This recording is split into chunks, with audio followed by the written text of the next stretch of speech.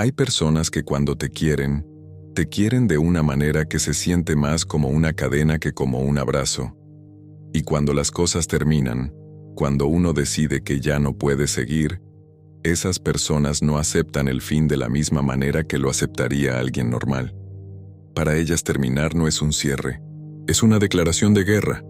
Y hay algunas que tienen la manera, los recursos y la frialdad para convertir esa guerra en algo que uno no puede ver ni tocar, pero que lo destruye desde adentro. Me llamo Sebastián Ernesto Leal Montes. Tengo 34 años y soy de Irapuato, Guanajuato, aunque desde hace 6 años vivo en la ciudad de Silao por razones de trabajo. Soy técnico en mantenimiento industrial. Trabajo en una planta empacadora de la zona del corredor industrial. Un trabajo estable, bien pagado para los estándares de por acá, con prestaciones y con la posibilidad de crecer dentro de la empresa si uno se esfuerza. Llevo 3 años en ese puesto después de haber escalado desde abajo, y antes de que empezara todo lo que voy a contar, mi vida laboral iba bien, mejor que bien, con una promoción en puerta que mi jefe ya me había mencionado de manera informal y que era cuestión de tiempo. Cuento esto porque lo que pasó después arrasó con todo eso de una manera que ningún compañero de trabajo ni ningún jefe pudo explicarse. Yo tampoco pude explicármelo durante mucho tiempo, hasta que encontré la caja debajo de mi cama. Para entender lo que pasó, primero tengo que hablar de Karina. Karina Solís Pedraza, así se llama. La conocí hace 4 años en una reunión de amigos en común, en Irapuato, un sábado por la noche que en ese momento me pareció un sábado cualquiera, y que ahora sé que fue el inicio de todo. Era atractiva, muy segura de sí misma, con una manera de hablar directa y sin rodeos que en ese primer momento me pareció una cualidad. Empezamos a salir. Nos hicimos novios formalmente a los 2 meses, y al principio todo fue lo que uno esperaría de una relación nueva. Tiempo juntos, descubrirse, esa sensación de que uno ha encontrado a alguien que lo entiende y con quien quiere pasar el tiempo. Los problemas empezaron alrededor del 4.º mes, no de golpe, sino de la manera en que empiezan las cosas que después resultan ser muy serias, despacio, con señales que uno descarta una por una porque por separado cada una tiene una explicación razonable. Karina empezó a revisar mi teléfono. No una vez, no de manera ocasional, todos los días, con la sistematicidad de alguien que hace una tarea rutinaria. Si yo tardaba en responder un mensaje, quería saber exactamente por qué y con quién había estado hablando. Si salía con amigos sin ella, necesitaba saber el nombre de cada persona, el lugar exacto, la hora de llegada y la hora de regreso, y cualquier variación de lo acordado generaba una discusión que podía durar horas. Una vez revisó el historial completo de mis redes sociales de los 2 años anteriores a conocerla buscando no sé qué exactamente, y cuando encontró una foto con una exnovia de hacía 3 años que yo no recordaba siquiera tener su vida, se armó un conflicto que duró 4 días. Yo le tuve paciencia durante mucho tiempo, más de la que debí tenerle en retrospectiva. Me decía a mí mismo que tenía inseguridades, que algo en su pasado la había lastimado, que con tiempo y con confianza eso iba a cambiar. Pero no cambió. Fue aumentando. Al año de relación yo ya sentía que vivía dentro de una vigilancia constante, que no tenía ningún respiro, que cada movimiento mío era analizado y cuestionado, que la persona que supuestamente me quería era al mismo tiempo la persona que más desconfiaba de mí en el mundo. Eso agota. Y agotó. Terminé la relación en el mes de febrero hace 2 años y medio. Lo hice de frente, en persona, sin mensajes ni llamadas porque me parecía lo mínimo que ella merecía después de más de 1 año juntos. Le dije la verdad con la mayor claridad y el menor daño posible, que yo la había querido, que le deseaba lo mejor, pero que la manera en que vivíamos la relación me estaba haciendo daño y que necesitaba que terminara. Karina me escuchó en silencio durante toda la conversación. No lloró, no gritó, no hizo ninguna escena. Se quedó muy quieta, con los ojos fijos en mí, con una expresión que en ese momento interpreté como dignidad herida y que ahora, con todo lo que sé, interpreto de manera completamente diferente. Al final me dijo con una voz muy tranquila y muy fría que no se parecía en nada a la voz con que me hablaba normalmente. Está bien, Sebastián, si así lo quieres. Nada más. Se levantó, recogió sus cosas y se fue. Esa calma me inquietó más que si hubiera gritado. Pero me dije que era su manera de procesar las cosas, que cada quien tiene su manera de reaccionar, y que con el tiempo, ambos lo superaríamos y seguiríamos adelante. Eso creí. Las primeras 2 semanas después de la ruptura transcurrieron sin ningún contacto de su parte, y yo empecé a relajarme, a retomar rutinas, a sentir que la decisión había sido la correcta y que lo que venía sería mejor para los dos. La tercera semana fue cuando empezaron las cosas raras. Lo primero fue el trabajo, un proyecto que yo llevaba coordinando desde hacía meses y que estaba a punto de cerrarse de manera exitosa, algo que era precisamente lo que me iba a abrir la puerta a la promoción que mi jefe me había mencionado. De pronto empezó a tener tropiezos que no tenían ninguna lógica, errores que aparecían en documentos que yo había revisado varias veces y que estaban correctos. Un proveedor externo que de repente dijo que ya no podía cumplir con los tiempos acordados, sin dar ninguna razón concreta. Una reunión importante que se canceló el mismo día por causas que nadie pudo explicar claramente.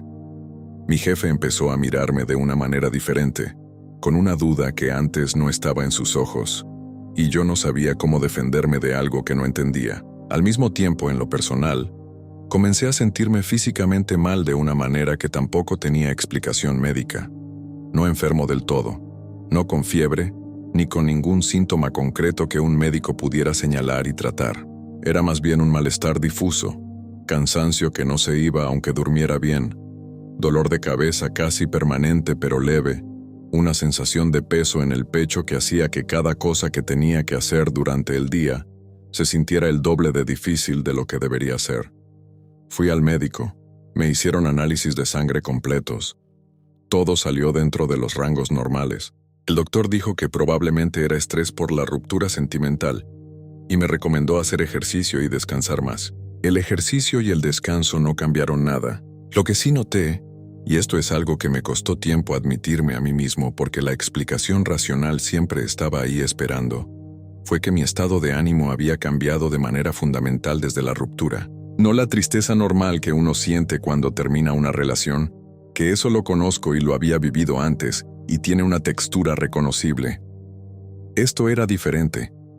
Era una especie de oscuridad constante de fondo, como si alguien le hubiera bajado el brillo a todo lo que me rodeaba. Las cosas que antes me daban gusto habían dejado de dármelo. La música que me gustaba me resultaba indiferente. Los amigos con quienes disfrutaba salir de pronto me generaban un cansancio anticipado solo de pensar en salir. Me fui quedando solo de manera gradual, no porque nadie me rechazara, sino porque yo dejé de buscar a la gente, y la gente eventualmente dejó de buscarme a mí, cuando sus llamadas y mensajes quedaban sin respuesta. Mi hermano mayor, Rogelio, fue el primero en decir en voz alta lo que otros pensaban. Vino a visitarme un domingo, a los 2 meses de la ruptura, y cuando me vio la cara y el departamento, que para entonces estaba en un estado de desorden que no era el mío, me dijo sin rodeos que yo no estaba bien y que eso que tenía no era tristeza de ruptura normal, que él me conocía desde siempre y que lo que veía en mis ojos era otra cosa. Le pregunté qué otra cosa. Él tardó en responder y luego me dijo algo que en ese momento casi me hizo reír. «Seba, ¿no habrá sido Karina?»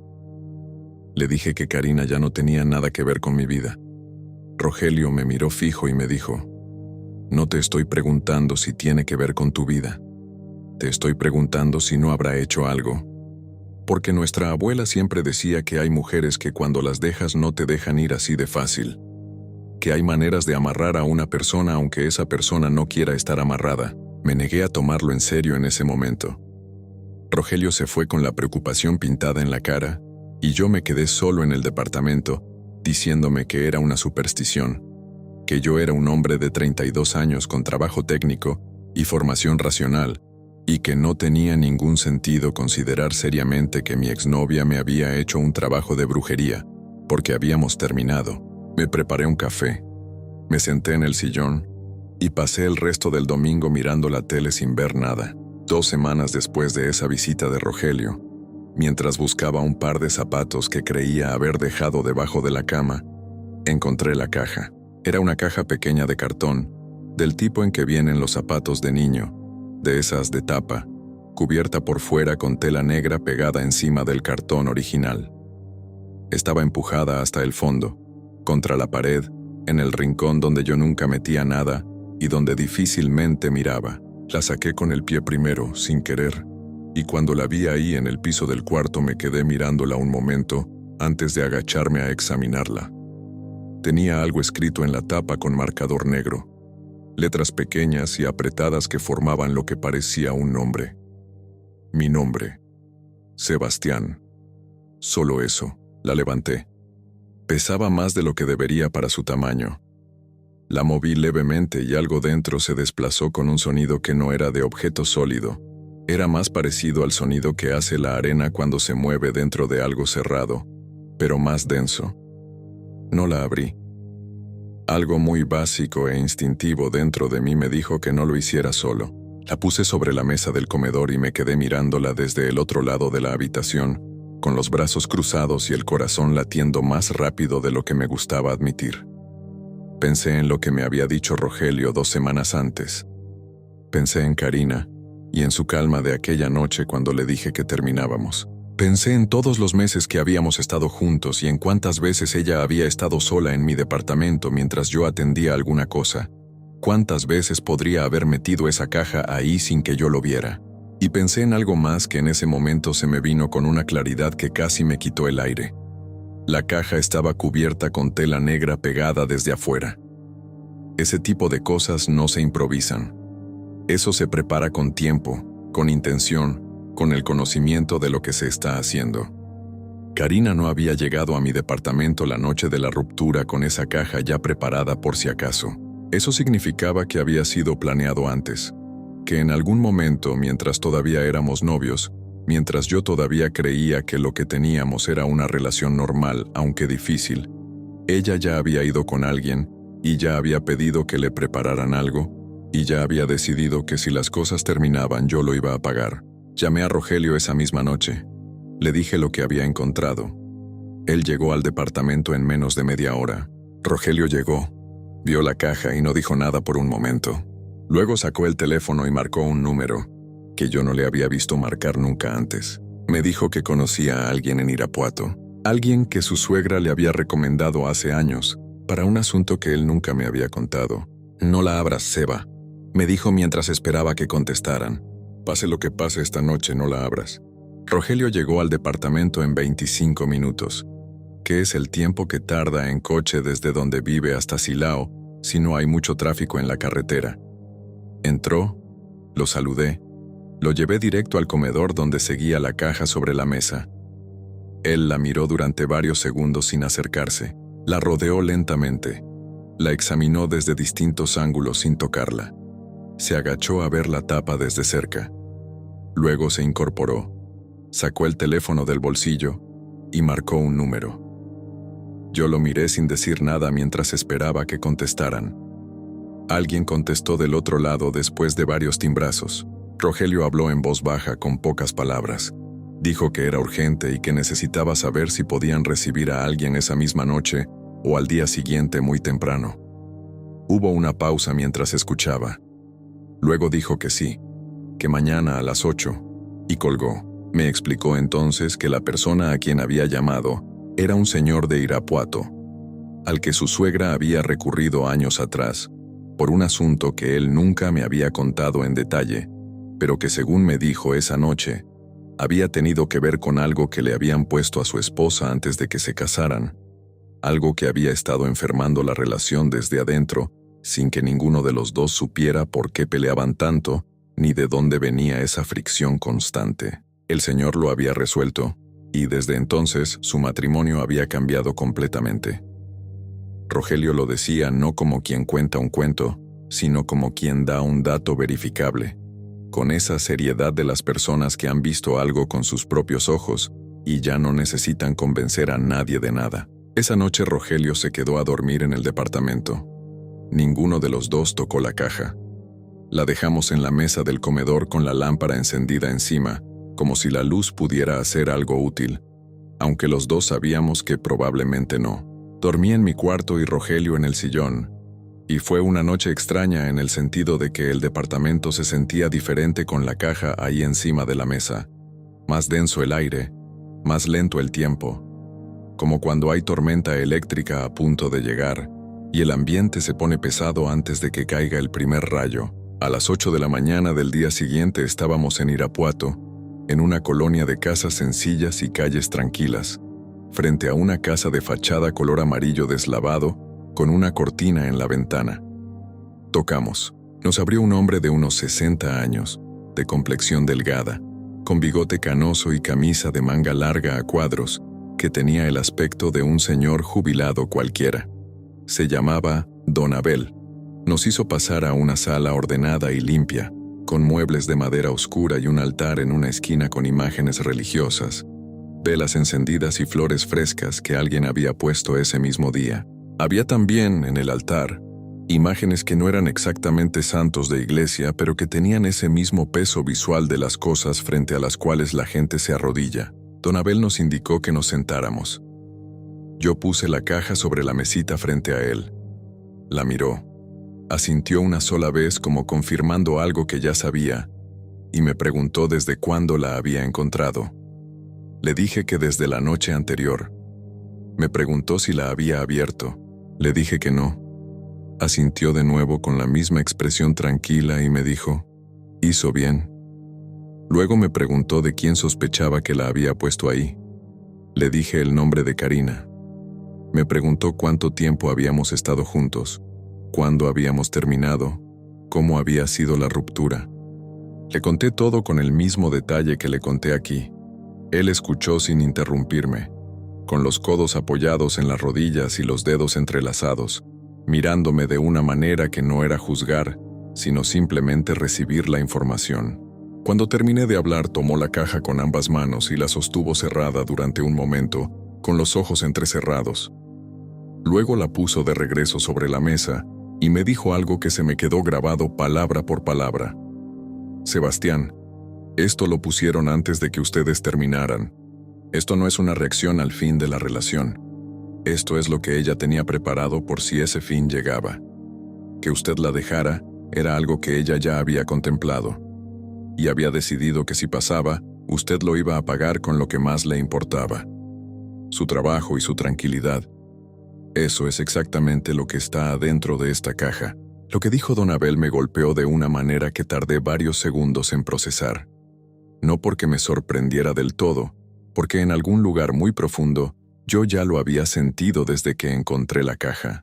Me golpeó porque confirmaba algo que era muy difícil de cargar, que la persona con quien yo había estado más de un año, a quien yo había querido con genuina buena voluntad, había estado pensando en mi daño al mismo tiempo que estaba sentada en mi sillón viendo la tele conmigo, o comiendo conmigo en la mesa o diciéndome que me quería. Esa doble vida, esa frialdad calculada debajo de todo lo demás era lo que más me costaba.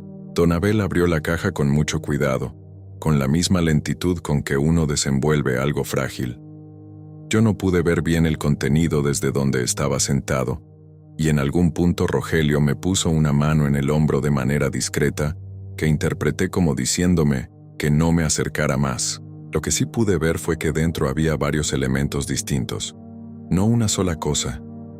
Don Abel los fue revisando uno por uno con una concentración total, sin decir nada, sin ninguna expresión dramática, solo esa atención profunda de alguien que está leyendo algo escrito en un idioma que la mayoría de la gente no aprendió. En un momento dado se detuvo en algo dentro de la caja y su postura cambió levemente. Un pequeño endurecimiento en la espalda que duró apenas unos segundos. No dijo nada al respecto en ese momento.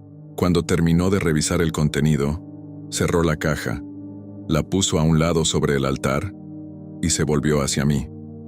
Me dijo que había varias cosas ahí dentro que trabajaban en conjunto, que no era un trabajo simple ni improvisado, que alguien con conocimiento real lo había preparado. Me dijo que había algo para el trabajo, algo para el ánimo y la voluntad, y algo más que era lo que le había cambiado la postura cuando lo encontró, algo que era para la vida sentimental, para que yo no pudiera conectar de manera genuina con ninguna otra persona mientras ese trabajo estuviera activo. para que cualquier relación que intentara después de Karina se fuera deshaciendo sola desde adentro, sin que yo entendiera por qué. Le pregunté si eso explicaba por qué en los meses desde la ruptura yo no había podido acercarme a nadie de manera real. Había conocido a una chica en el trabajo con quien todo indicaba que podría haber algo, y sin embargo, cada vez que estábamos cerca, yo sentía una especie de bloqueo inexplicable, como una pared de vidrio entre los dos que yo podía ver pero no atravesar. Don Abel me dijo que sí, que eso era exactamente parte de lo que estaba activo, que el trabajo no solo buscaba hacerme daño en lo inmediato, sino dejarme solo a largo plazo, que eso era, según me explicó con una calma que hacía la información más aterradora y no menos, una de las formas más crueles de este tipo de trabajo, porque uno no lo siente como un daño externo, sino como un defecto propio. Uno cree que el problema es uno mismo. Trabajó con nosotros esa mañana durante casi 3 horas. No voy a describir en detalle lo que hizo porque hay cosas que don Abel me pidió expresamente que no contara, no por secretismo, sino porque me dijo que ciertas cosas diluyen su efecto cuando se nombran fuera del contexto en que se realizan. Lo que sí puedo decir es que incluyó la caja y todo su contenido, que al final de la sesión ya no estaban en la sala ni en ningún lugar visible, que hubo un momento en que el ambiente del cuarto cambió de una manera que Rogelio también sintió, porque lo vi apretar la mandíbula y respirar más despacio, y que cuando salimos de esa casa 2 horas y media después el aire de afuera, el aire ordinario de una calle de colonia en Irapuato a media mañana, se sintió como algo que uno agradece de una manera que normalmente no agradece el simple hecho de respirar. Don Abel me dijo antes de despedirnos que necesitaría volver 2 veces más con un intervalo de 1 semana entre cada visita, que el trabajo que Karina había puesto no se deshacía en una sola sesión y que intentar apresurarlo podría hacer que lo que quedaba se activara de manera diferente. Volví las 2 veces siguientes, solo, sin Rogelio. En la segunda visita don Abel me dijo que el trabajo del ánimo y la voluntad ya estaba completamente deshecho y que lo del trabajo laboral estaba casi resuelto. En la tercera me dijo que todo estaba limpio. Me dijo que descansara, que durmiera bien, que en las semanas siguientes notaría los cambios de manera gradual y que no me desesperara si no todo se acomodaba de golpe porque el daño acumulado de meses no desaparece en un día, aunque su causa ya no esté activa. Tuvo razón en todo. Las semanas siguientes fueron de una recuperación que era perceptible pero no inmediata. El cansancio fue cediendo, el peso en el pecho fue aligerándose. La oscuridad de fondo que había estado coloreando todo se fue levantando de manera muy gradual, como cuando amanece y la luz va llegando tan despacio que uno casi no la nota hasta que de pronto se da cuenta de que ya puede ver con claridad. En el trabajo el proyecto que había estado lleno de tropiezos se desbloqueó de maneras que mis compañeros atribuyeron a que los proveedores externos finalmente habían resuelto sus problemas. La promoción que mi jefe había mencionado volvió a estar sobre la mesa. Y la chica del trabajo, la de la pared de vidrio invisible. Eso también cambió. Poco a poco, sin que yo pudiera señalar el momento exacto en que cambió, el bloqueo fue desapareciendo. Empezamos a hablar de verdad, a coincidir en el comedor, a quedarnos platicando más tiempo del necesario. No voy a decir que eso se convirtió en algo definitivo porque todavía es pronto para saberlo, pero la pared de vidrio ya no está. Eso lo sé con certeza. Lo que nunca le conté a don Abel, porque lo recordé después de la tercera visita cuando ya todo estaba supuestamente resuelto, fue algo que había pasado la noche que encontré la caja antes de que llegara Rogelio. Un detalle que en el momento atribuí al nerviosismo y al estado en que me encontraba y que guardé sin darle más importancia porque había demasiadas otras cosas en que pensar. Cuando saqué la caja de debajo de la cama y la puse sobre la mesa del comedor, me quedé mirándola desde el otro lado de la habitación con los brazos cruzados. Ya lo conté. Lo que no conté es que en un momento, mientras la miraba, la caja se movió, muy levemente. Un movimiento pequeño, horizontal, del tipo que hace un objeto cuando algo dentro de él cambia de posición por su cuenta. No fue el movimiento de algo que se cae, ni el de algo que vibra por una corriente de aire. Fue el movimiento de algo que se acomoda.